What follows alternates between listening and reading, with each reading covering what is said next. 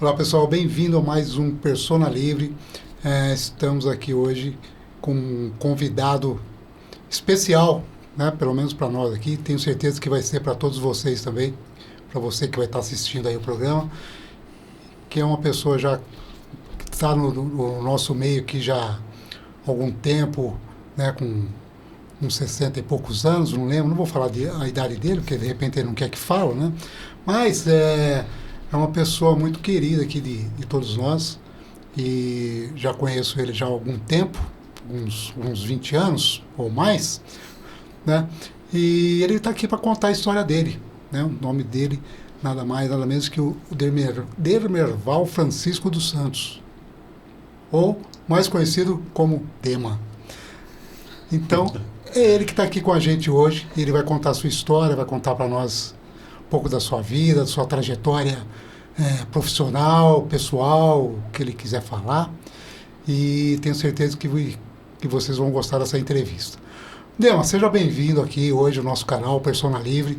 Então, é um programa que se propõe a apresentar pessoas que realmente vêm fazendo diferença, não só na vida, né, na vida da cidade, mas como um todo, né, que vem fazendo coisas que de repente não é conhecido, não é divulgado, muita gente não conhece e que precisaria conhecer. Às vezes fica muita coisa no anonimato, né? Tanta gente que passa fazendo muita coisa boa aí e a gente não fica nem sabendo. Então são essas pessoas que a gente quer trazer aqui no programa e apresentar e mostrar o que vem sendo feito, o que de bom vem sendo feito e divulgar isso. Então, por favor, fique à vontade, seja bem-vindo aqui no nosso canal. Eu agradeço o convite de vocês, muito, muito simpático, muito gentil, e acho a ideia fantástica de vocês mexerem exatamente com pessoas da cidade, né? Gente comum, mas que pode fazer o que esteja fazendo, o que tenha feito algum trabalho, alguma diferença para a comunidade em algum momento da cidade, né? A cidade tem grandes pessoas, tem personalidades incríveis e que muitas vezes acabam ficando relegadas aí ao segundo plano, né? Ficam desconhecidos. Por mais que façam. Não estou nem falando por mim, longe de mim ser uma personalidade da cidade. Não, mas sem dúvida é. Mas você é nascido aqui, né? Eu sou nascido em Analândia, mas fui criado aqui, né? Então, é uma coisa que a gente, inclusive, gostaria que você começasse contando essa trajetória sua. Daqui, como é que você foi para São Paulo? Como é que foi essa mudança sua de vida para lá?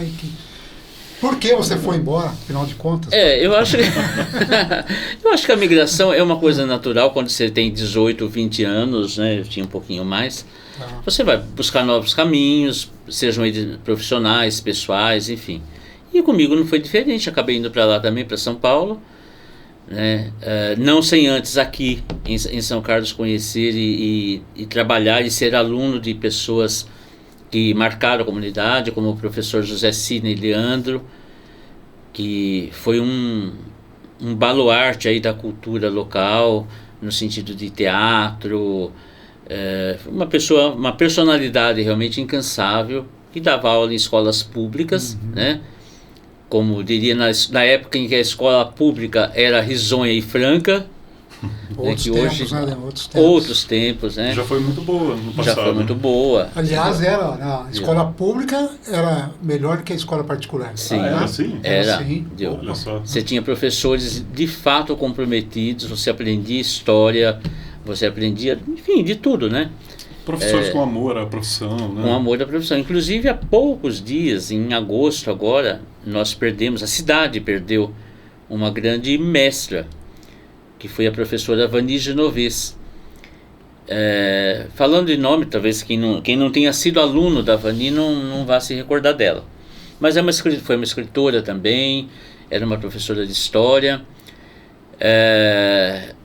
O local a residência dela, durante muito tempo, nos anos 60, início dos anos 70, era um ponto de referência na Vila Prado, que era o Bar Navio.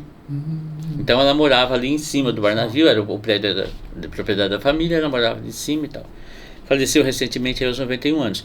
E que foi uma personalidade no sentido não somente cultural, de ser uma escritora e tal, mas ela era cunhada do escritor Otávio Damiano, né, também uma outra figura de proa da cidade.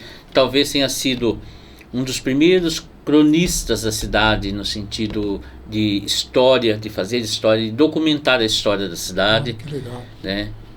E que eu, inclusive, em uma época, fiz uma reedição do livro dele, As Favas do Seu Major, que contava a história do Major José Inácio, ali no prédio onde hoje é o Diocesano. Sim. Não sei nem se é Diocesano ainda que chama. Acho que é. Major. Não, era o Major José Inácio, que dá o nome à rua, mas a casa dele está, inclusive, existe o prédio ali no Diocesano, acho que é Francisco Pereira Lopes, eu não lembro o nome da rua. Isso mesmo. Então, atrás do prédio Diocesano existe a casa do Major José Inácio. É tombada ou não? Não sei se ela é tombada, mas preservada, graças a Deus, está. Pelo menos isso. E o Otávio Damiano escreveu a história do Major exatamente pelo prisma a visão que se tinha a guerra travada entre o Major e os meninos que invadiam a então propriedade dele. E a Vani era cunhada do Otávio Damiano, tinha a professora Enide, também esposa do Otávio. Então era uma família de historiadores, professores comprometidos com a história da cidade. E isso tudo leva a gente a voltar no tempo da escola, porque você, naquela época, né, fala naquela época da impressão que é muito longe. E não é tanto assim. E não é tanto assim. Passa rápido, né? Passa rápido. Mas não tinha o advento da internet.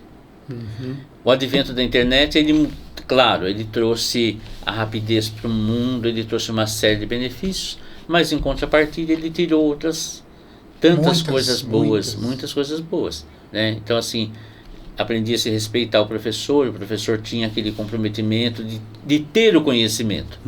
Hoje, né, nós sabemos... aliás, um detalhe, né, uma coisa que acho que acabou complicando muito essa questão do ensino público foi justamente, nem tanto, talvez, pelo lado dos professores.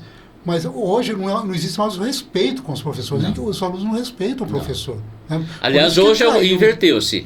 Os professores é que têm que respeitar o aluno sob pena de não fazendo, né, arcar com alguns processos aí. Que nós chegamos, né? Mas foi na época que você foi para São Paulo, você foi nessa época? Não, isso aí era menino ainda. Isso só para dar a importância de você ter aprendido com esses mestres que abriram o caminho para que você depois continuasse, digamos, perseguindo a cultura, perseguindo esse caminho da arte, da educação, que é o único caminho. Não tem outra salvação para povo nenhum que não passe nem pela cultura e nem pela educação. Não existe.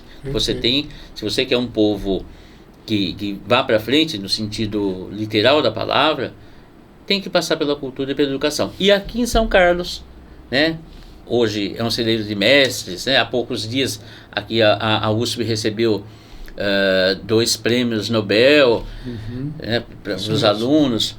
Mas quais foram, você lembra? Agora, nesse momento não. Mas foi a semana passada, né? Foi essa semana mesmo. Foi essa semana que foi, né? Que teve aí na USP. O orgulho da cidade. Então a cidade, ela tem esse perfil. Mas hoje ele está, vamos falar assim, ele está diluído entre tantas outras coisas, né? E naquela época você tinha bons professores formando gerações de alunos, né? Que depois seguiram adiante. Então, e um bom professor, ele inspira, né? E muda. O bom professor muda, ele é capaz de transformar não só a vida de um aluno, mas da família desse aluno, da família dos alunos que todos os envolvidos. Todos envolvidos, ele muda. Né? Você veio de Analanja para cá, você era menino? Era criança, era criança. Né? Na verdade, os meus pais eram agricultores, então trabalhavam em sítio, em fazenda, e eram migrantes, né? Há poucos dias eu fui, inclusive, fazer um evento aí pelo sertão de Minas, e passando assim por estradas que não acabavam nunca, eu comecei a imaginar a luta dos migrantes. Estamos falando, aí voltando lá pelos anos 30, 40. como que essas pessoas conseguiam chegar em algumas localidades, né? E meus pais peregrinaram por toda essa região, tiveram um filho praticamente em cada cidade. Então, um nasceu numa cidade chamada Motuca, o outro nasceu em Ribeirão Bonito, o outro nasceu em Ibaté, eu nasci em Analândia. Então, e eram trajetos feitos, né, sabe-se Deus como. Mas as pessoas também caminhavam para isso, né? E aí, respondendo finalmente a sua pergunta, como cheguei em São Paulo? Então, cheguei lá na fase jovenzinho, né? Faz tanto tempo que eu já nem lembro mais. E aí acabei indo trabalhar e acabei continuando no envolvimento com cultura. Aí você começa a fazer feiras comerciais. Na época antes do advento da internet novamente, né? Tinha uma feira chamada UD, que era Utilidades Domésticas. Famosíssima. Puxa vida. Né? E na UD você tinha todas essas quinquilharias que hoje você encontra em loja de R$1,99, de R$1, que vinham tudo da China, né? Então tinha lá picador de alho, cortador de legumes. Desde uma coisa bem simples até um negócio mais sofisticado. Tal. Essas feiras móveis, essas feiras que param no lugar e fazem várias barraquinhas. Ocorriam no maior pavilhão de São Paulo à época, que era o AMB. O pavilhão do AMB. Era uma feira imensa, ocorria anualmente, né? Assim como outras feiras, né? Era uma época, por você não ter ainda a globalização, as coisas ocorriam pontualmente, né? Então, você tinha o Salão do Automóvel, você tinha a FENIT, que era a Feira Nacional da Indústria Têxtil. Então, todas as indústrias acabavam encontrando uma forma de expor o seu produto, mostrar, lançar os seus produtos, né? Então, eles alternavam feiras diversas. De feiras diversas, né? Então, ocupava e anualmente tinha isso. E numa dessas, eu acabei indo trabalhar na UD, né? Através do Banco Itaú. Então, isso que eu queria recordar, porque você teve uma fase no banco. Aliás, um ponto aqui que eu queria colocar era o seguinte: quando eu fui para São Paulo também, eu cheguei na casa do Dema, eu nem conhecia o Dema, ele conhecia o meu irmão, né? E eu estava indo para São Paulo, mudando para São Paulo, precisava de um lugar para ficar temporariamente. Aí cheguei um domingo lá à noite, com um colchão debaixo do braço, um monte de coisa, aquela coisa toda, para ficar alguns dias. Olha, foi aí que você conheceu? E aí fiquei 5 anos. Só saiu de casa porque eu casei. Aí não tinha mais jeito. Não tinha como, não tinha mais como ficar lá. Não é possível, né? E aí nessa época você trabalhava no banco. Na verdade, aqui em São Carlos, eu trabalhei no banco, foi onde eu conheci o Roberto, seu irmão. Eu trabalhei no Banco Mercantil de São Paulo. E depois fui para Ribeirão, no Banco Geral do Comércio. E depois fui para São Paulo e fui para o Banco Itaú. E o Banco Itaú, a agência que eu trabalhava, participava muito da UD. Aliás, a Alcântara Machado, que promovia a feira, era cliente da agência que eu trabalhava. E ali acabei indo trabalhar na UD. Aquela loucura, eram acho que 10 dias de feira, era muito cansativo. Você entrava às 2 da tarde no pavilhão e saía às 11 da noite. Era uma loucura. Era uma loucura. Era muito puxado. Muito movimentado. Porque era uma coisa tudo artesanal. Por exemplo, na época que nós trabalhávamos no banco, eu e o irmão dele, não tinha lançamentos eletrônicos. O cliente chegava no caixa, apresentava o cheque, você pegava esse cheque dele, ia lá num fichário imenso, em ordem alfabética, achava a ficha do cliente, lançava o cheque, deduzia o saldo, olha só, media o carimbo, voltava, pagava o cliente. Então você imagina isso, dia de pagamento, por exemplo, como que era, né? Enfim, foi uma época boa. E aí nessa UD, fazendo esse evento, em seguida, nos anos, acho que em 84, o Itaú lançou um concurso para filhos de funcionários e funcionários do banco, chamado Miss Itaú, que era um concurso baseado nos velhos concursos de Miss Brasil, enfim, e ninguém queria trabalhar, ajudar na organização, enfim, fazer. E eu não tinha nada a perder, né? Uma coisa a mais, por que não? A pessoa desprovida de medo e senso de ridículo acabou aceitando. Você era bancário e abraçou a oportunidade. Mas dentro do próprio Itaú. Era um concurso grande, inclusive. E aí lá fui eu, sem saber o que estava fazendo lá, né? A referência que eu tinha de concurso de Miss foi quando a Marta Vasconcelos, a baiana, em 1968, foi Miss Brasil, que parou, né? Tudo pelo rádio, a televisão engatinhando e tal. Era a única referência que eu tinha. Mas era para fazer um concurso de Miss, e concurso, né? É concurso, não tem muita coisa. Mas a coisa deu tão certo que o Itaú fez esse concurso por não sei mais quantos anos, e eu fiquei em todos eles. Entre eles tem uma das eleitas Miss Brasil, foi Miss Itaú, que é a Ana Elisa Flores, acho que Miss Brasil 84, assim, que era a funcionária do Banco Itaú.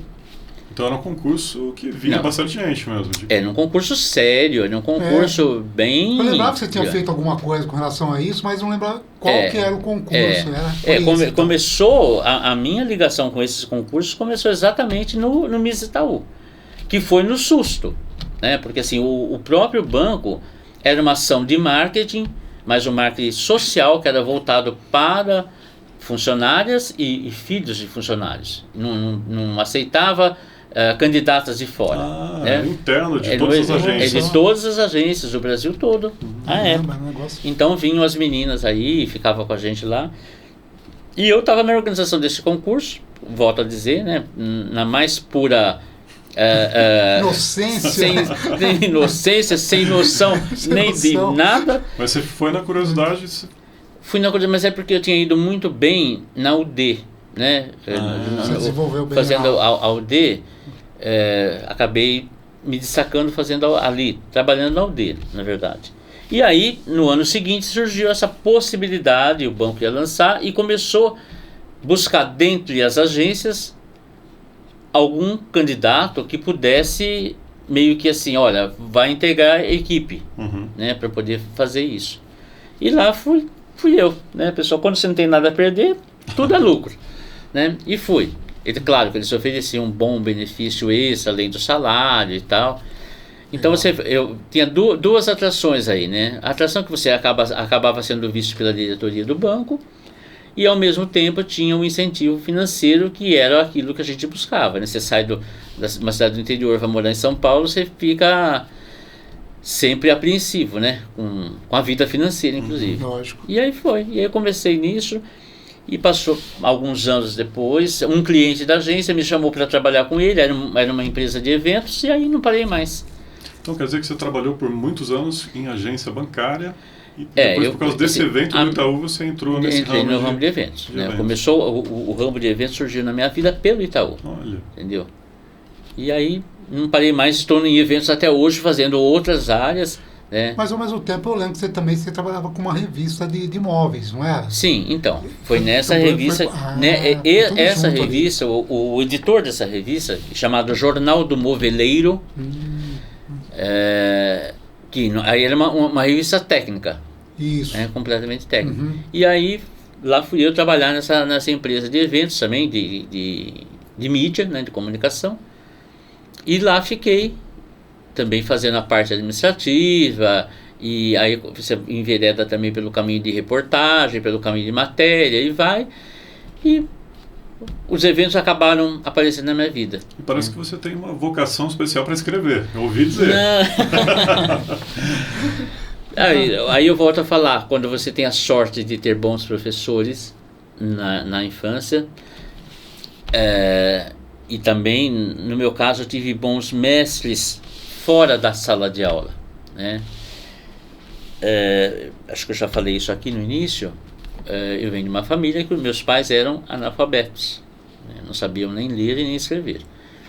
E meu pai, inclusive, ele era uma pessoa, digamos, do velho Nordeste, que achava que ninguém deveria aprender a escrever, mas excepcionalmente mulheres. Então, assim, a minha mãe enfrentou seriamente lá o seu Francisco para que as minhas duas irmãs conseguissem frequentar a escola primária, escola de sítio, de fazenda, para conseguir escrever, mas contra a vontade dele, né? E quando ele faleceu jovem, com 45 anos, minha mãe mudou-se para a cidade. Novo. E aí minha mãe não tinha o que fazer, né? Ficar no sítio, não tinha condições. Volto a falar, estamos falando dos anos 60. Aí veio para a cidade, com 3 filhos pequenos, enfim. E eu comecei a trabalhar nisso com 12 anos. E aí fui trabalhar hoje não existe mais. Hoje existem as lavanderias Sankiasek da vida, né? Mas naquela época, São Carlos tinha 2 ou 3 lavanderias e tinturarias. Inclusive, um dos tintureiros aqui bem famosos da cidade, que era conhecido como Mineiro, faleceu uns anos atrás, né? Acho que por volta de uns 7, 8 anos atrás faleceu. Muito, muito famoso aqui. Eu não vou lembrar, assim, nessa época, né? Porque aí volto a falar, nós estamos falando de quase 60 anos. Eu lembro que tinha, à época, o senhor Nelson, que era como é que chama? Jesuíno de Arruda, em frente onde foi um dia o supermercado Jaú Serve. Tinha tipo uma garagem, era ali o seu Nelson. Que depois um funcionário dele abriu uma lavanderia subindo a José Bonifácio, por ali. Mas eu fui trabalhar em um desses pioneiros ali na época, que era o Sebastião Ribeiro Pérez, chamado Lavanderia Seleta, que era na Rua General Osório, ali do lado de onde hoje é o Hotel Malibu. E o seu Sebastião tinha o hábito de ler jornais, né? Então aí eu volto sempre, cada vez que eu falo sobre educação, eu falo que a criança precisa que todos os adultos que estejam ao lado dela sejam comprometidos, ainda que seja casualmente, com a educação. Então o que acontecia? Eu nunca tinha visto jornal na frente. Eu era um moleque de 12 anos e fui trabalhar com esse senhor, que tinha o hábito religioso de ler 2 jornais por dia. Então mandava que eu fosse comprar, à época lá na estação ferroviária, e aí voltava com esses jornais, aí sentava, era um ritual, literalmente, de pegar... Aquela banca enorme, né, que tinha ali, em frente à estação rodoviária. Em frente à estação, exatamente. Uma banca ali que era uma banca gigante. Era gigante. E esse costume é muito comum, né, que a pessoa não saía de casa antes de pegar o jornal e dar uma lida, né? Era a primeira coisa da manhã. Eu ia lá, pegava uma xícara de café dele, colocava ali na lavanderia, e começava a ler jornal. E um banco como esse, sentava numa ponta, mandava eu sentar do lado dele. E aí ele lia, sei lá, o caderno de geral. Aí ele lia tudo, aí passava para mim, lê. Então, durante todo esse tempo, eu aprendi a desenvolver o gosto de ler jornais e aprendi a ler jornais com ele nesse ato. Nessa tinturaria você entrou como ajudante? Era moleque. Não, era menino, eu tinha 12 anos. Eu entregava roupas assim, nas casas das pessoas de, vamos dizer assim, de melhor poder aquisitivo na cidade. Era uma época que os homens ainda usavam terno para trabalhar. Era outra forma de vida. Eu sempre o meu avô andava a pé a cidade de paletó. De paletó, gravata, chapéu. Assim, tinha todo era um cerimonial. Para o homem sair de casa. Era linho, né? As mulheres também, vestidos para festas, enfim. Mas tinha muita roupa branca. Naquela época os dois demoravam para sair, né? Hoje a gente tem que esperar. Hoje sai de qualquer jeito. Sai de qualquer jeito. O homem perdeu muito. Naquela época os dois demoravam para se arrumar. Naquela época não tinha um bancário, né? Isso aí, anos 60. Não tinha um bancário que não tinha um advogado, hoje também não, que não trabalhasse de terno. Entendeu? Era o traje obrigatório. Você tinha que estar lá, né? Enfim, bem alinhado. E com esse seu Sebastião, para mim, saudosíssima memória, que foi me educando, sem falar nada. Porque o exemplo fala mais alto. O exemplo fala mais alto. E aí você começa a desenvolver o gosto de ler jornais. Bonita história. Eu tenho muita... Gosto muito. E aí muito que te despertou também o interesse em escrever. Mas, ou ainda não? Não, aí aconteceu uma coisa eu já tinha bons professores. Tinha uma professora de redação muito boa na época e tal, mas ainda no primário. E com isso você acaba sentindo o gosto. Mas nessa época era comum que os jornais tivessem espaços para crônicas.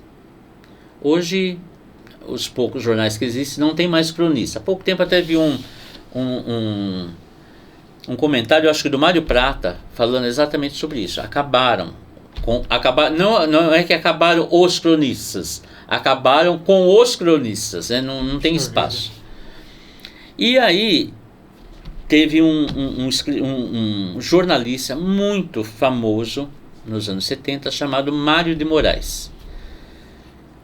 Ele era um jornalista de esportes, foi um homem pioneiríssimo em todas as coisas, que morava no Rio de Janeiro, e ele foi chamado para escrever em fascículos alguns romances. E ele começou a escrever um romance baseado numa história real, chamado O Mundo Me Ensinou a Pecar, que era bem no estilo Nelson Rodrigues, né? Mas ele contava a história de uma menina que saía da fazenda e, enfim, seguia todo o trajeto dela no Rio de Janeiro. E o dia que eu li essa primeira crônica dele, que na verdade era o primeiro fascículo, alguma chave ligou ali dentro. E eu fiquei fascinado por aquilo. E comecei a recortar todos esses fascículos. Durou isso. Colecionei os fascículos todos. Isso durou, acho que 1 ano e meio ou mais. E todo dia eu recortava o jornal. Você tem até hoje Lia. isso? Devo ter. É mesmo? Porque eu tenho tudo em casa. Mas mais do que isso, o que a vida tem de saborosa foi que muitos anos passados eu fui atrás do Mário de Moraes. Ele já era um senhor, claro, né? Eu já era um senhor, então ele também. Consegui localizá-lo no Rio de Janeiro, até pela Associação Brasileira de Imprensa, enfim. E aí travei contato com ele, comecei a conversar, liguei para ele, e contei a história. Falei, olha, hoje assim, eu escrevo, né? Eu cometo algumas coisas, eu ainda não tinha tanta segurança para escrever como hoje. Hoje escrevo, mas na época ainda estava tateando, enfim. E aí falei com o Mário, e nos tornamos amigos. E aí eu tenho até uma carta dele que ele fala assim: quando um velho escritor chega nessa idade, já esquecido, e encontra um amigo, tem um leitor, né, que pede o livro, porque a minha intenção com ele era exatamente pegar o livro, né, que eu soube que tinha sido publicado, mas eu nunca tinha achado em sebo e nada. E aí ele disse: olha, eu tenho os únicos exemplares que sobraram de todas as edições. Eu não vou fazer mais nada com esses livros. E eu acho justo que ele fique com quem ele tocou o coração e com quem eu sei que vai guardar. E aí ele me mandou o livro já numa única edição, né, que tinha, único, e me mandou 3 volumes de bolso. Então eu tenho essas edições raríssimas, né, desse livro, né, mas assim, porque eu fui atrás dele, enfim, e depois faleceu. Aí estava já com problema de saúde, aí acabou falecendo, mas trocamos essas correspondências durante uns 2 ou 3 anos ainda, que ele demorou ainda em condições de conversar antes de morrer. E como é que você foi? Você foi do Rio de Janeiro especificamente para falar com ele? Não, ou você aproveitou? Nunca fiz o contato pessoal, só por telefone. Só por telefone. Ele já estava doentinho, não saía. Ele faleceu faz... Deve hoje fazer uns 20 e poucos anos, já faz tempo. Já era bem idoso. Já era bem idoso, né? Porque não se esqueça que eu li esses fascículos dele, eu tinha 12 anos, 13, né? Então... E ele já era escritor com 50. Né? E ele foi um cronista muito conhecido, cronista esportivo, jornalista esportivo. Ele traçou uma carreira belíssima. No Rio de Janeiro. Sempre no Rio. Ele viajou muito na época que a revista Manchete, ele foi jornalista da Manchete, né, que mandava para o exterior para fazer coberturas, ele fez cobertura. Tanto é que ele depois até contou como que surgiu a história do livro. Ele estava numa festa, social e encontrou uma senhora nessa festa. E aí ela reconheceu ele e veio conversar com ele, veio falar. Ela disse: você não vai se lembrar de mim, mas eu sou aquela pessoa que um dia tinha o nome de Margot. E aí ele pede autorização para ela, para poder contar a história dela. Então ele conta a história dela desde o início, porque ele tinha sido um dos jornalistas que tinha conhecido ela na fase em que ela havia chegado ao Rio. Tinha uma máfia de prostituição, uma série de coisas que ele, como jornalista, tinha presenciado. Então ele encontra essa mulher numa festa, né, e ele não a reconhece, mas ela reconhece ele. E tentei até saber quem era a pessoa, mas ele agora não dá para falar mais. Interessante. Esse livro aqui, deixa eu pegar aqui. Esse Porque vamos falar um pouquinho agora do Homem das Artes. Vamos falar das artes, nós já estamos falando, né? Esse aqui foi o seu primeiro livro. Né? Esse foi o primeiro livro que eu tive. Inclusive você fala que na época você falou que eu estava aqui também, mas eu nunca me achei. Mas você falou que eu estava aqui também. Mas tudo bem, não vamos. Mas deve estar de alguma forma. Eu não, mas vou até rememorar depois. Porque esse é um livro de poemas. Esse é um livro de poemas. Você começou escrevendo crônica ou poema? Não. Então, esse livro, na verdade, ele foi. As poesias estão aí. Eu comecei a escrever com 15, 16 anos. São poesias primárias, infantis, inclusive, né? Bem pueris, que eu só deixei como registro. E engraçado que, fazendo um paralelo agora, a minha filha publicou o primeiro livro dela aos 11 anos. É mesmo? Olha só. Então, ela escreve também? A Débora escreve. Bacana. Se formou em letras. Exemplo, né? Aí, tá no sangue também, né? Também. Tem mas eu acho que a influência do meio ajuda bastante, né? Porque sempre viu, tanto a mim quanto a mãe, ou lendo, e no meu caso escrevendo, e faz uma coisa e faz outra. Então, dificilmente, poderia até sair fora, né? Mas optou por esse caminho. Ela está com quantos anos? Hoje ela tem 24, acabou de se formar recentemente em letras. Até mesmo a idade do meu filho mais velho. Deu. Pensei que ela tivesse mais. Não, 24, acabou de se formar. Legal. Então, aí estão os poemas que eu reuni quando ainda era molecote ainda. Tem outros livros prontos. Então, depois disso, o que veio? Então, depois desse, Roberval, eu trabalhei muito resgatando livros, por exemplo, As Favas do Seu Major, que eu fiz uma reedição. Depois nós fizemos aqui em São Carlos um concurso também chamado Senhorita São Carlos, que tinha a base dele era essencialmente cultural, e era um concurso que durava 3 meses, para você ter uma ideia. Então, assim, as meninas tinham aula de tudo que você pensar e imaginar, e entre essas atividades surgiu a reedição do livro, As Favas do Seu Major, porque a gente queria que elas conhecessem a história da cidade delas, né? E no ano seguinte nós fizemos uma pesquisa, contratamos 2 historiadores locais, professores, para fazer uma pesquisa sobre os nomes de mulheres que emprestavam os nomes delas às ruas da cidade. Então você passa todo dia na rua Dona Alexandrina, né? E nunca se tem a curiosidade de saber quem foi a Dona Alexandrina. É verdade. Né? O que essa mulher fez para ela merecer o nome de rua, né?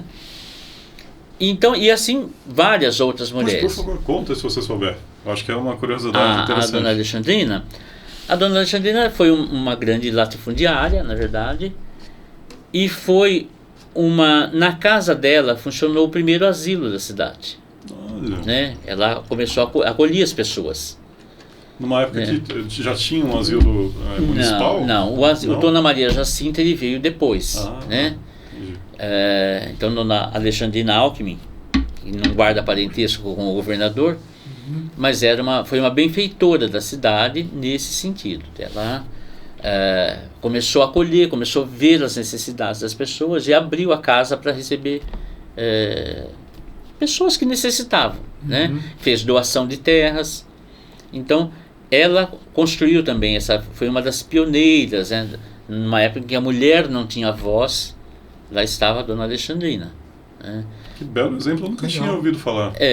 Então tem esse livro. Não, depois, a gente não conhece. Depois, o que ele falou, a gente sabe o nome das ruas, mas quem foi? A gente não associa, né? Não associa. E tem várias mulheres, né, na cidade que emprestaram os nomes às ruas, mas que ficaram, né? E também vamos falar que agora, assim, numa época em que para você ser homenageado com o nome de rua, você não bastava ser parente de político, né? Como hoje, já morre o irmão do vereador, ele vai lá, vamos fazer uma homenagem aqui e colocar o nome da rua. Não.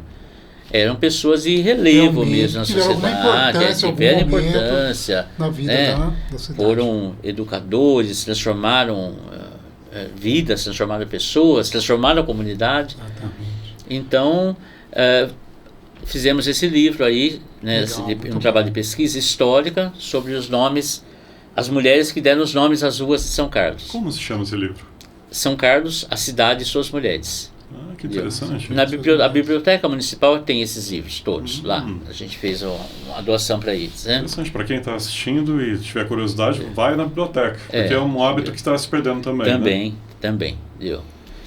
Há poucos dias, inclusive, eu até publiquei no meu Facebook uma foto onde era a biblioteca municipal aqui de São Carlos, né, na esquina da 13 de maio com a 9 de julho. Não, 9 de julho. Ali é a nova. Ah, tá, verdade, era ali mesmo. Você é jovenzinho, você foi lá. Eu ia muito, do lado do CDCC ali. Na Casa de Cultura Vicente Camargo, que também é o outro baluarte da cidade. Mas lá nesse prédio velho, tinha umas bibliotecárias rígidas, bem ali... Naquele estilo da época. No estilo da época, né? Você pegava o livro, elas estavam ali olhando, você tinha que devolver depois.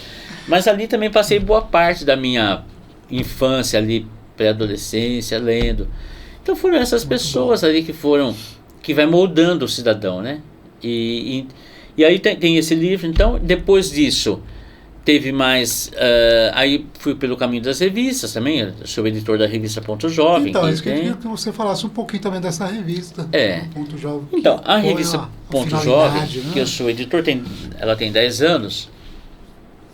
Durante algum tempo ela teve impressão física. E hoje em dia editor e proprietário? Sou editor, sou jornalista responsável, né? E proprietário. Por que nós pensamos em lançar a revista Ponto Jovem? E ela foi lançada com uma característica. Primeiro, assim, ser distribuída gratuitamente, né? Porque você não pode vender. Cultura não dá para vender, e a gente tem esse conceito, assim, inclusive com alguns escritores amigos, a gente sempre tem isso.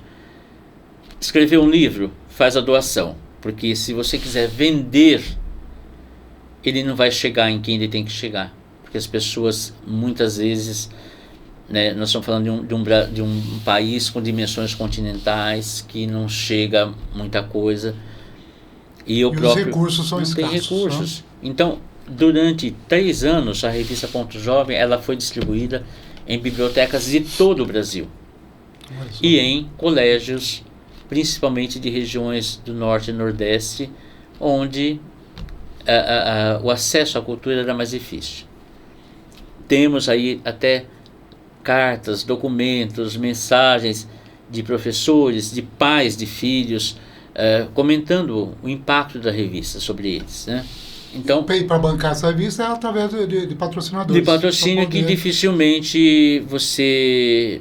O Brasil tem uma história de patrocínio meio estranha, e isso não vem de hoje, né? Se você pesquisar vai pesquisar lá o Líbero Badaró, as pessoas fundavam seus jornais, pagavam do bolso, muitos deles acabavam falindo, né? Porque Machado de Assis, né? Então basta fazer um retrospecto, você vê que a cultura no país ela sempre foi uma coisa de voluntariado. Ela não é uma coisa, ela não é uma indústria, né? Muito embora se fale a indústria da cultura, ela somada, ela funciona como indústria porque ela promove mudança na sociedade, mas ela individualizada, ela não é, ela é um trabalho de voluntários, né? exceção de Assis Chateaubriand, mas ele foi lá para montar a primeira emissora de televisão, ele também foi, bancou do bolso, passou os perrengues, e aí tem outras coisas, como foi aqui também, né? Aconteceu para trazer a estrada de ferro até São Carlos, quem que bancou? Né? Foi o Conde do Pinhal, Conde né? do Pinhal. Senão não de Arruda Botelho, Carlos de Arruda Botelho, né? Senão não vai, né? Exatamente. E você tem isso. Nós temos aí recentemente, não recentemente, nos anos 90, nós tivemos talvez aquele que possa ser chamado de o último Dom Quixote das comunicações, que foi o Adolfo Bloch, que tendo um patrimônio, que era a revista Manchete, perdeu tudo para fazer a TV Manchete, que foi uma TV de qualidade, mas que durou ínfimo tempo, né? 4, 5 anos. Mas que fez frente à Globo, né? Que era toda poderosa na época. O que houve que fechou? Você não consegue, não é nem vencer o sistema. Toda a comunicação, ela é um veículo caro, né? É caro você se comunicar, é caro você manter a comunicação. Manter uma estrutura pesada, né? E não basta a concessão, né? O Estado pode te dar a concessão se tem bom relacionamento, o Estado vai lá te dar a concessão. Eu trabalhei na editora Abril há um tempo, e aí Abril ganhou a concessão do Canal 21, que era a MTV e tal, e em um ano fez água, né? Porque aí não basta você, entre aspas, ter um pouco do acesso ao dinheiro, você ter alguma coisa. É muito, se consome sempre mais, porque é uma coisa viva, você tem que estar lá. E muito complexo. É muito complexo, né? Então, a comunicação, ela passa por isso, ela é um trabalho voluntário, e a revista é dessa forma, até hoje ela é dessa forma. Hoje ela só é virtual. Só é virtual.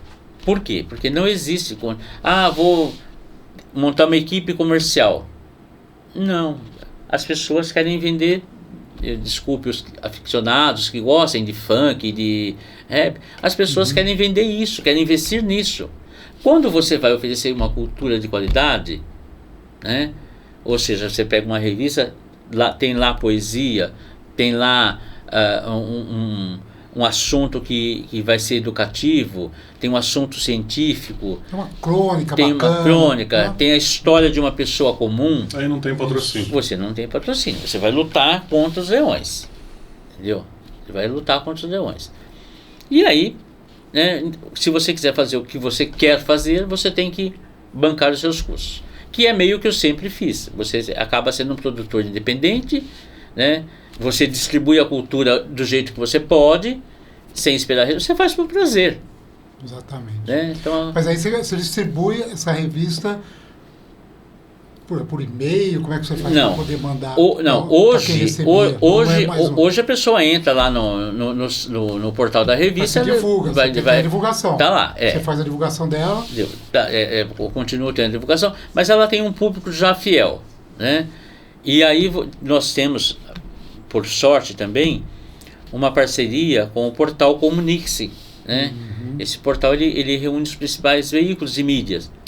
E como não tem muitos veículos destinados ao público jovem, então nós recebemos muitos releases, muito, com matérias interessantes, com coisas interessantes que envolvem jovens, e aí você vai trabalhando em cima disso. E bom, você tem sempre um material ali. Tem um material diariamente, chega material. Entendeu? Bom, diariamente chega material. Nós fizemos, inclusive, uma entrevista que, para mim, eu acho que é uma das entrevistas mais poderosas e mais gratificantes da história da revista, que foi com a arqueóloga Niede Guidon, né, lá da Serra da Capivara, que mantém aquilo ali, que mantém todo aquele sítio preservado, e que é uma mulher que sozinha fez. A vida dela está com, acho que 80 e poucos anos, né? E é um pouco, não vou falar avessa dar entrevistas, mas assim, reticente de dar entrevista, porque ela já entendeu que o mercado, a grande mídia, talvez dê valor para ela no dia que ela morrer. Como, vários, né, como acontece com vários. Com vários. Mas, atualmente, não. Então, a questão de 1 ano, nós fizemos uma entrevista com ela, já na presença da sucessora dela, né, a pessoa que está lá. Então, uma mulher que está ali, sozinha, digamos, à frente do tempo dela, sem forças, no sentido forças políticas, força financeira. Mas ela criou, preserva uma área riquíssima, importantíssima para o país, para a história da América em geral. Então, quando você faz isso, você tem que abrir mão de patrocínio. Porque se você for depender de patrocínio, o cara vai querer que você fale, olha, eu tenho o cantor Zezinho das Couves, ele vai lançar um CD de rap e você vai ter que colocar. Isso aí. Não que não tenha valor. Possa ter, disso, mas cultural. Mas foge a proposta da revista, entendeu? Perfeito. Então a gente trabalha com isso. Legal, muito bom. Para trabalhar com as artes, perdão, desculpa interromper. Não, pode falar. Trabalhar com as artes, você tem que realmente abrir mão de muita coisa, né? Você tem que bancar e acreditar e ter paixão naquilo, você porque se for depender do retorno, você não. É só. Vou aqui citar um exemplo. Fala-se muito, né? As pessoas avessas e que não sabem como funciona, fala-se muito na Lei Rouanet. Mete o pau na Lei Rouanet, que é um mecanismo, diga-se de passagem, muito bom. Ele é bom. E ele tem filtros. Então assim, porque, né, há pouco tempo atrás, porque a Cláudia Raia ganhou 5 milhões. Querido, a Cláudia Raia não ganhou 5 milhões. Ela fez um projeto que todo o importe, com a estrutura que ela monta, com a equipe que ela monta, né, tendo os melhores profissionais do mercado, o tempo de duração daquilo, esse projeto, ele é caro. E que é aprovado por um comitê. Só que é o seguinte, a Lei Rouanet, ela não te dá o dinheiro. Ela te aprova o projeto. Ela vê se ele tem qualidade artística, se ele é factível, se ele é viável de realizar, se ele obedece uma tabela de preços que tem lá, né? Você não pode falar porque aquele ator vai ganhar 100 mil. Não, queridos, não pode, porque aqui a tabela do ator principal é 10. Então ele não vai ganhar 100.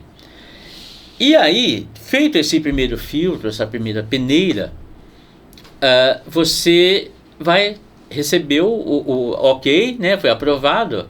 Aí você pega o projetinho, enfia debaixo do teu braço e vai toque, porta em porta. E você às vezes tem que reunir 10, 15 patrocinadores para pagar o evento. Então, não é que a Lei Rouanet depositou 5 milhões na conta da Cláudia Raia. É isso aí. E depois de feito isso, captei o dinheiro, ok. Você tem que provar que você fez aquilo, você tem que provar que usou a cota social, que você deu ingresso para a cota social que tinha que dar. Você tem que provar, através de extrato bancário, onde se aquilo que você gastou estava na tua planilha. Ou seja, uma série de requisitos que você tem que cumprir para poder ter direito àquele. Que a massa, próprias pessoas políticas que sabem como é feito manipulam isso ao contrário, né? Porque convém lançar na mídia. Né? Aproveitando que você já está falando, né, desse meio do cinema e tudo mais, você também teve uma grande entrada na cena teatral, né? Você escreveu algumas peças também, né, de teatro. Sim. Como é que foi isso, Demar? Como que começou assim? Pô, já estava meio que nem a caminho andado, já tinha escrito um livro. É uma coisa, na verdade, sim, é uma coisa até natural, porque você começa, uma coisa puxa a outra, literalmente, não tem como, né? Então você começa a fazer uma coisa aqui, outra ali, você começa a conhecer gente e vai, e na verdade, assim, eu nem comecei a escrever em São Paulo. A minha primeira peça teatral, eu escrevi aqui em São Carlos. Olha só. Foi um trabalho no Jesuíno de Arruda. Eu acho que era um trabalho de português, eu não lembro mais. Eu tenho até uma amiga minha, que foi a minha primeira atriz, que é minha amiga até hoje, a Isabel Cristina Gradim. Ela tem esse roteiro original, né? Ela até me mandou um print para mim. Então foi ali que eu escrevi a primeira peça. Né? Escrevia muito teatro para a igreja, né? Teatro infantil para a igreja, enfim. havia uma época também que as igrejas faziam muito teatro, né? Você contando assim parece tão espontâneo, tão fácil, né? Mas tem a vocação, né, para escrever. As pessoas, né, pegar e sair escrevendo, não é bem por aí. Mas você começa sempre ali, né? Você vai... E aí aqui agora cabe também fazer uma reminiscência e lembrar um personagem na minha vida de extrema importância aqui de São Carlos. A minha mãe lavou roupa para a Companhia Paulista de Estradas e Ferros, né? Naquela época que tinha os vagões, dormitórios, enfim. E eu, ali com 7 anos, acompanhava todo dia para buscar e retirar as roupas. E tinha, dentro da estação, onde hoje acho que é a Fundação para a Memória, já voltado ali meio que para o pátio onde os trens paravam, uma bomboniere de um senhor chamado Alfredo. Eu só tenho o primeiro nome dele. Há algum tempo uma pessoa se identificou como neto dele, porque eu queria achar o Alfredo. Eu sabia que ele tinha morrido, mas queria achar algum familiar e tal. E aí acabei descobrindo inclusive que o filho dele, o Dinho, era maestro do tiro de guerra. Foi um dos maestros do tiro de guerra. Mas esse seu Alfredo, ele tinha um olhar muito, ou teve para comigo um olhar muito generoso. Naquela época ainda dos jornais, e que vinham as revistas, né, que tinha cheiro de tinta, acho que o cheiro de tinta das revistas desde o início impregnou e me cativou. Vinham alguns encartes, histórias infantis, dentro de jornais ou de revistas, enfim. E esse senhor Alfredo, acho que vendo o meu olhar de curiosidade, ele passou a me dar semanalmente alguns desses livrinhos infantis com contos, né? Que eu tenho até hoje. Para mim uma relíquia, guardei acho que em 12 exemplares dele. Está enquadrado, inclusive, na minha casa, lá dentro da coisa. Você é um colecionador mesmo, né? Eu sou um guardador de memórias, o que é um perigo, porque eu vou guardando, entendeu? Isso aqui e ali. Então, haja espaço. Haja espaço. A minha filha mesmo estava junto comigo lá em São Paulo, numa feira de antiguidades. Aí começou a conversar com a pessoa da banca. Ela falou assim: quando ele morrer, eu vou voltar aqui, viu? Vou vender tudo que está lá. O acervo é grande. O acervo é grande. E realmente é muito grande.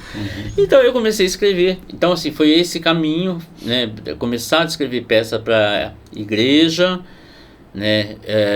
Despertado aí pelo Alfredo, saudosa memória. E você vai num caminho, porque quando você começa a escrever, aparentemente você tem o destino do personagem na tua mão. E aí você descobre que você não tem. A partir da segunda página, olha só, ele fala para você agora. Ele fala para você agora: eu vou sozinho. Olha que interessante. Entendeu? E ele vai sozinho. Então você começa ali, você começa a fazer alguma coisa e você acha que vai nesse caminho. Não, tá tudo certo. Não, cara pálida, não tá certo não. Porque agora o personagem começa a criar vida. Ele vai, então assim, tem lá o Caixa de Retratos, que é a história de 2 velhinhos que foram amigos da juventude.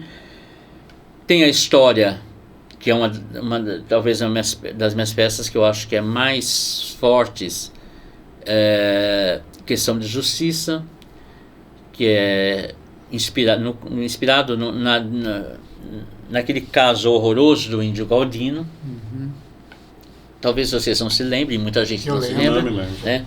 Em Brasília, né? Foi queimado. Colocaram fogo.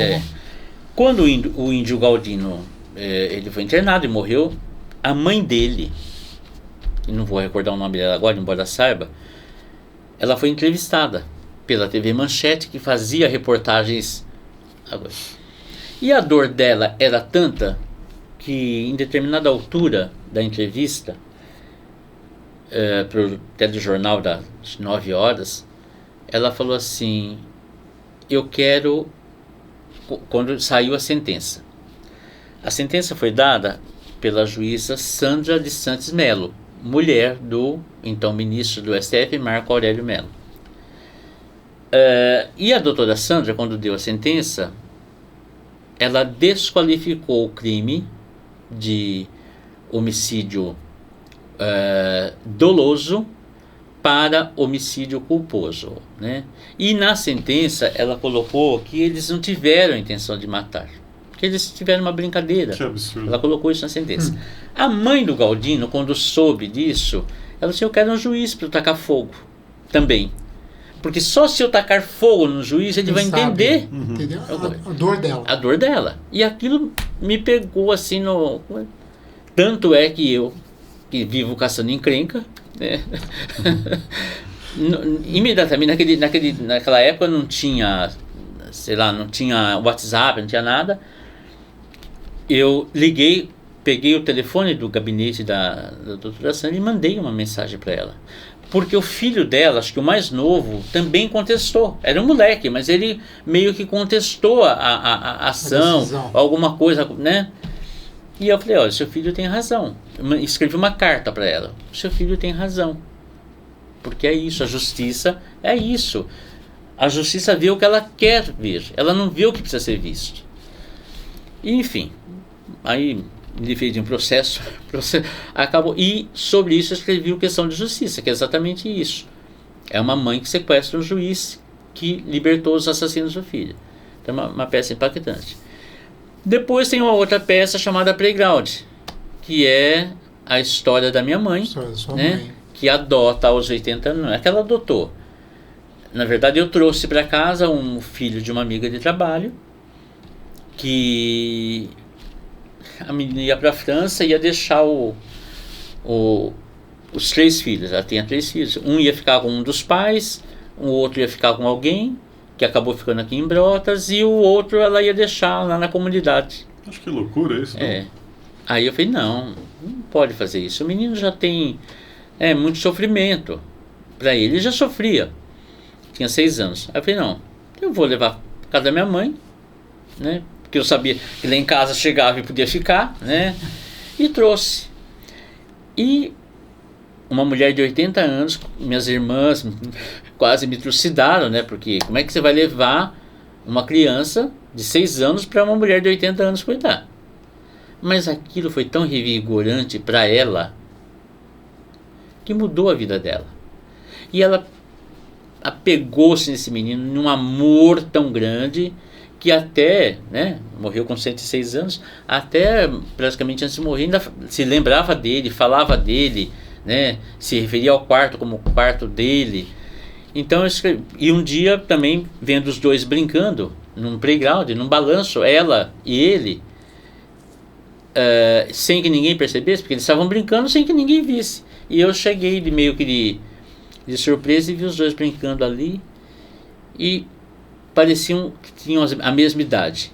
E tinha hora que ele tinha 80 anos e tinha hora que ela tinha 6. Porque ele meio que cuidava dela, no sentido de já se tinha tomado remédio. Eu não sei porque ele tinha essa preocupação com ela. Qual era o nome dele mesmo? Cauê. O Cauê foi para a França, está lá até hoje. O Cauê é um ator. Olha só, né? Que bacana. E sua mãe viveu até os 106 anos porque achou um novo sentido para a vida, né? Achou um novo sentido. Mas ela se renovava, ela tinha isso também, né? Ela já era da natureza dela. Era da natureza dela. Porque eu acho que isso ajuda muito. É a própria pessoa ir se renovando com aquilo que a vida vai te oferecendo. Né? Mas naquele momento, ele ficou em casa 4 anos. E quando foi embora, foi um baque, que aí foi duro de segurar para ela, porque ela tinha um amor ali infinito.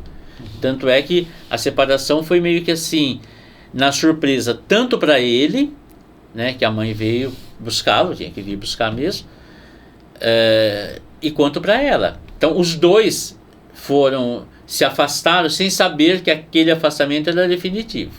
Ele achava que ele ia com ela até São Paulo, ia voltar, e não voltou mais. E a minha mãe achava que ia também até São Paulo, ia voltar, e não voltou mais. Essa mulher que deixou as crianças, ela não planejava voltar, acabou que voltou. Não, ela continua na França até hoje. Ela queria fazer a vida dela lá, ela tinha um sonho de morar na França. Enfim, e os filhos, né, não vou falar que atrapalharam. Então já foram embora para a França? Só ele foi. Só ele foi. Porque nesse desse acontecido, um dos pais ficou com um dos meninos, e o outro que ela havia deixado em Brotas, ele acabou sendo adotado, legalmente, né? Porque, e nós não fizemos isso porque, primeiro que o menino não tinha pai, né? E tinha mãe. E, né, foi uma adoção amorosa só, informal, né? Mas ela tomou uma dimensão. E essa peça Playground, ela estreou aqui em São Carlos. A estreia nacional dela foi em São Carlos em maio de 2001, eu acho. Não vou bem Estreia recordar. nacional? A estreia nacional foi aqui. Você rodou com ela depois do país? Rodamos o país com ela. Interessante. E inclusive, no elenco, né, até então estava vivendo a personagem da minha mãe, que é a Dulce Muniz, que é uma atriz muito respeitada no meio, que fez o Balalão da TV Cultura, né, enfim. E a musa do cinema novo, a Irene Stefânia, que voltou ao teatro, né, ela tinha abandonado a carreira, tinha se tornado terapeuta, e aí o diretor era o Djalma Limonge Batista, um cineasta, né, que tinha dirigido Eros Celulari no filme Bocage, que tinha feito a peça Calígula, e que ele se encantou para a história e acabou fazendo a direção.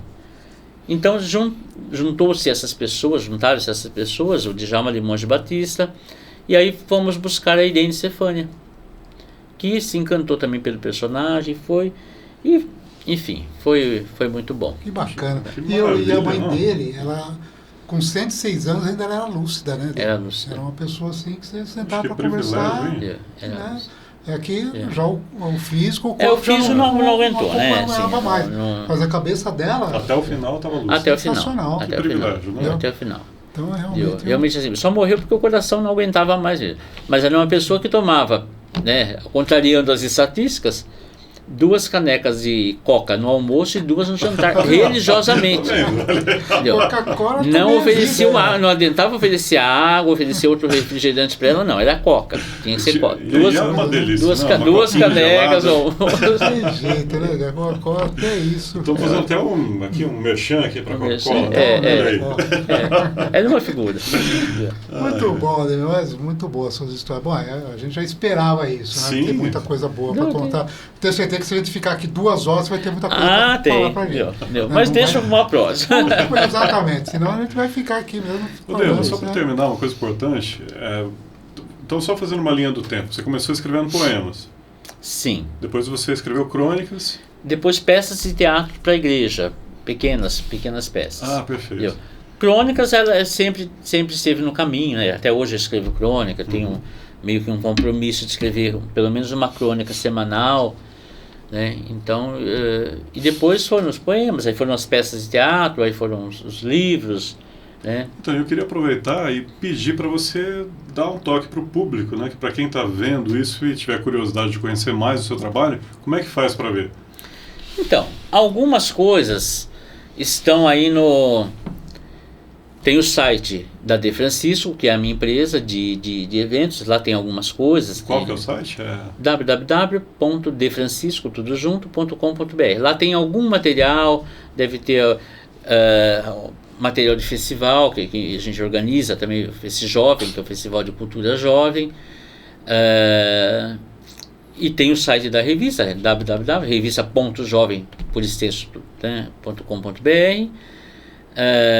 Então tem vários desses materiais, você vai achar aí essas informações. Maravilha. Tá? Deu, parabéns pela sua história. Sim, obrigado. Aqui, Persona Livre é isso aqui. É história de vida. Não, você tem uma história riquíssima, tanto nas artes quanto na vida pessoal.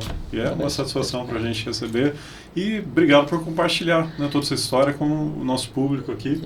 Tenho certeza que vai agradar todo mundo aí. Eu que agradeço depois vocês. Falei vai ver muito. esse programa. Não, falou só o Mas suficiente. pedir para quem escreve. Pessoal, é isso, porque você tem uma alma livre, né? Você tem um espírito livre. Sim, E verdade. é isso que a gente quer, essas pessoas que a gente Bom. quer ter. Mas a aqui no iniciativa de programa. vocês também é espetacular, né? É fantástica.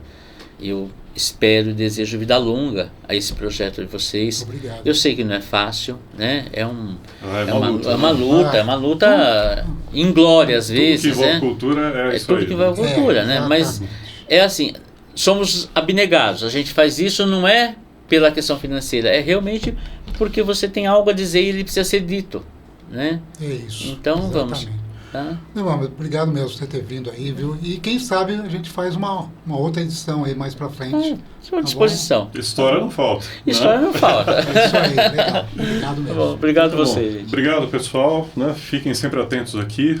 Em breve, mais convidados para vocês. Um grande abraço a todos.